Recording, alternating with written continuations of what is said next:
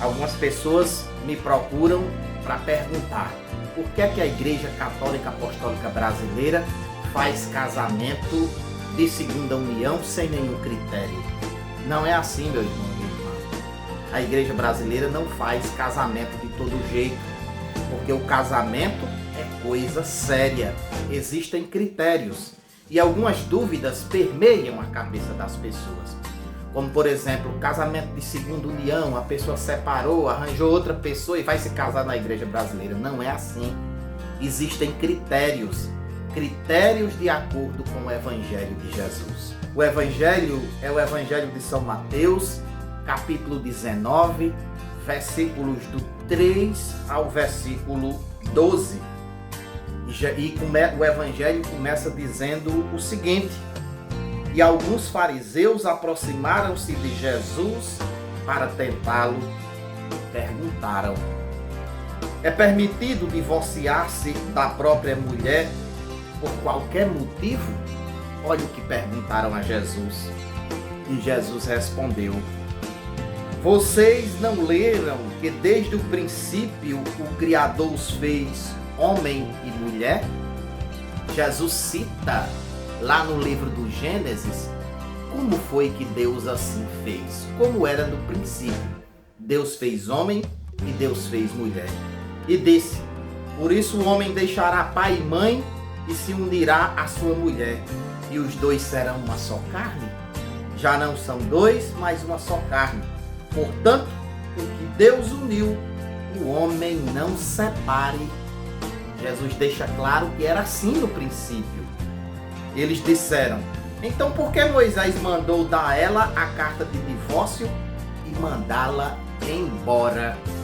Jesus respondeu: Moisés permitiu que vocês se divorciassem de suas mulheres por causa da dureza do coração de vocês. Mas no princípio não era assim, diz Jesus. Eu lhes digo, quem se divorciar de sua esposa, aí ele vai, abre a exceção, a não ser em caso de união ilegítima e casa com outra, comete adultério. Em caso de união ilegítima.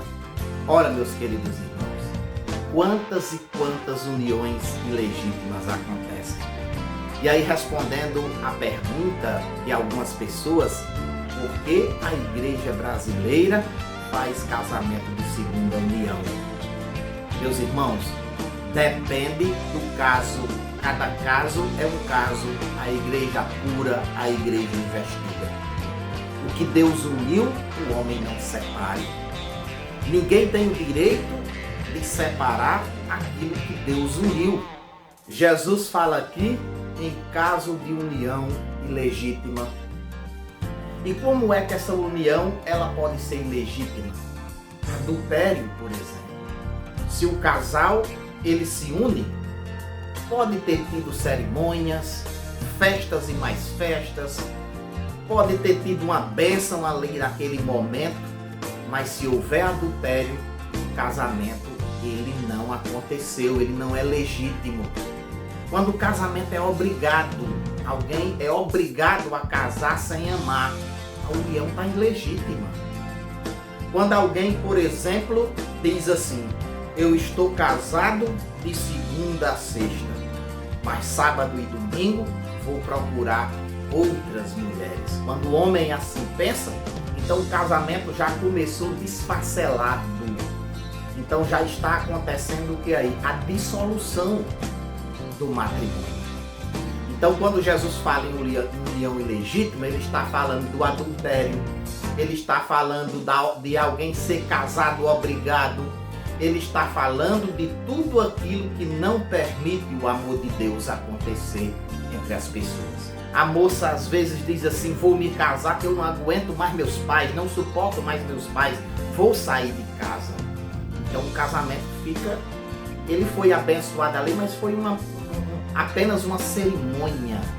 Porque na verdade, quem celebra o casamento são os noivos. O padre apenas dá a bênção, mas os noivos é quem celebra o casamento. Porque ele vai estar dizendo que a ama e ela vai estar dizendo que o ama. Então há uma união, não são mais dois, são um em Deus. Mas se falta o amor, se você trai, não existe amor. Se você foi por obrigação, não existe amor. Você procurou satisfazer a sua vontade. Sair de casa, por exemplo, ou outro motivo qualquer. Crescer e multiplicar, encher a terra. Então esse é o verdadeiro sentido da família. Mas quando o casal se une e diz assim, não quero ter filho, não quero negócio de filho. Então, gente, aí é complicado. Porque aí falta o principal. Agora, quando você nasce e não tem condições biológicas, você fez exames, teve problemas, ou você ou sua esposa, mas você sonha com uma família e não conseguiu ter uma família por essas questões, Deus aí vai entender. E tem gente até que consuma essas questões adotando um filho, né? Que bonito, né? Abre mão de tudo e adota um filho.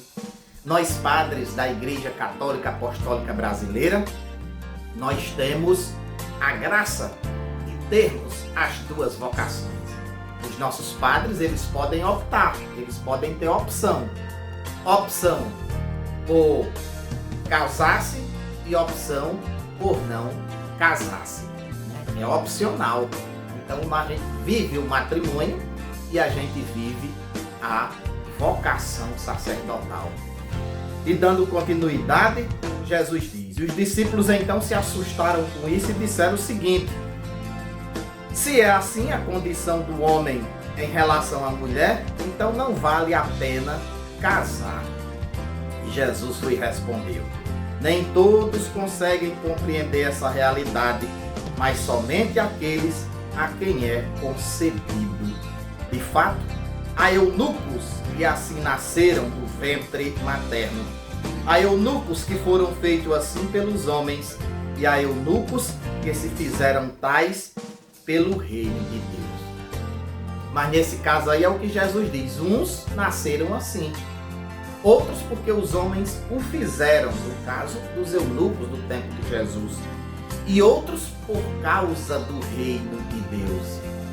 Algumas pessoas decidem ser celibatárias para ter mais tempo e mais disposição para o reino de Deus, abraçar o reino de Deus. E certamente a sociedade de sua época questionava por que o Mestre Jesus não é casado. Então Jesus diz logo no final aqui, ele diz, quem puder compreender, compreenda. Então uns decidem não casar-se, não constituir família, porque abraçaram totalmente o reino de Deus. Outros constituem família abraçando também o reino de Deus. É o caso dos padres da Igreja Católica Apostólica Brasileira. Eles são livres para ser solteiros ou livres para ser casados. E aqui tiro o meu chapéu para aqueles que renunciaram uma família para estar totalmente à disposição do reino de Deus. Tiro o chapéu também para aqueles que se casaram e junto com sua família, sendo fiel à sua família, se dedicam ao serviço do reino de Deus. Que Deus te abençoe, meu irmão e minha irmã. Em nome do Pai, do Filho e do Espírito Santo. Amém.